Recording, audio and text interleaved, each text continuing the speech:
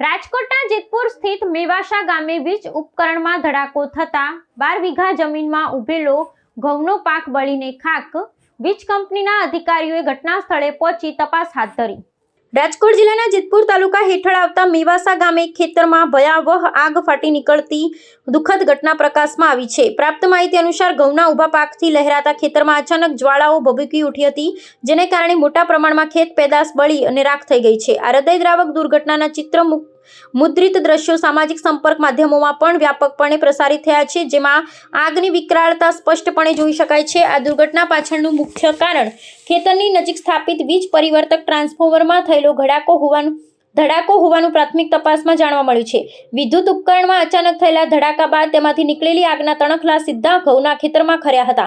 લણણી માટે સંપૂર્ણપણે તૈયાર થયેલા ઘઉંના સૂકા પાકે જોતજોતામાં આગ પકડી લીધી હતી, જેના પરિણામે અંદાજિત 12 વીઘા જમીનમાં પથરાયેલો મહામૂલો પાક બળીને ખાખ થઈ ગયો છે। આ અણધારી આફતને કારણે અસરગ્રસ્ત ખેડૂતને પારાવાર આર્થિક નુકસાન વેઠવાનો વારો આવ્યો છે અને તેમના માથે ચિંતાના વાદળો ઘેરાયા છે।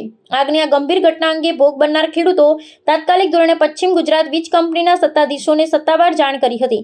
ખેડૂતની રજૂઆત મળતાની સાથે જ વીજ કંપનીની સંબંધિત અધિકારીઓ પરિસ્થિતિનું નિરીક્ષણ કરવા અને નુકસાનીનો તાગ મેળવવા માટે સત્વરે ઘટના સ્થળે પહોંચી ગયા હતા।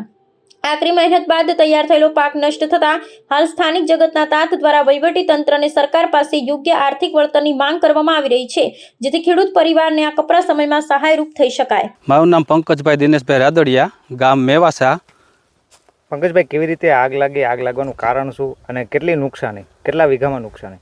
આપણે એવું છે એમાં કે પીજીવીસીએલનું ટીસી છે ત્યાંથી ભડાકો કંઈક બ્લાસ્ટ જેવું થયું એવું દેખાણું તો છે ને આગ પહોંચી ગઈ અને અંદાજે 12 થી 14 વીઘાના ઘઉં બળીને રાખ થઈ ગયા। પીજીવીસીએલને એટલી કહેવાનું છે કે તાત્કાલિક ધોરણે થોડીક સહાય કરે। આમાં કેટલો ખર્ચો થયો હતો, કેટલી મજૂરી દેવામાં આવી અને હવે તમારી માંગ શું છે?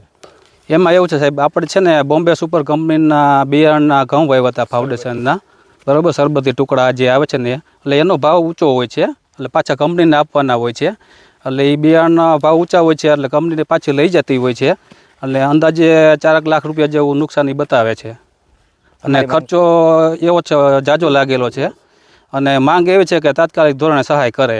મારું નામ ગોપાલભાઈ રાદડિયા અને ખેડૂત મારા કાકા છે દિનેશભાઈ લક્ષ્મણભાઈ રાદડિયા। અમારું ગામ મેવાસા, તાલુકો જેતપુર, બરાબર। અને અમારે આ 12 વીઘાનું પ્લોટિંગ હતું ઘઉંનું અને પીજીવીસીએલમાં ટીસીએ અમારે શોર્ટ થયો એના કારણે અમારે આ હરગીન ખાક થઈ ગયું છે અને ખર્ચોય જાજો કર્યો છે।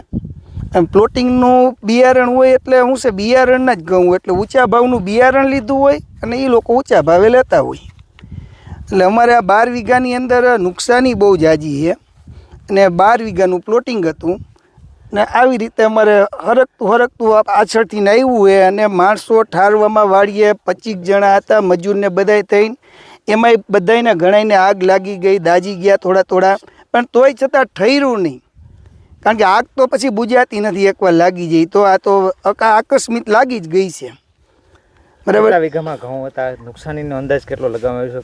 અમારે ઘઉં 12 વીઘાનું ઘઉંનું વાવેતર હતું અને નુકસાનીમાં ખાતર બહુ મોંઘું છે અત્યારે, પછી દવા અમારે નુકસાની એટલે 12 વીઘાની અંદર મિનિમમ 1.5 લાખ રૂપિયાનો તમે ખર્ચો કરી નાખ્યો। તમારી શું માંગ?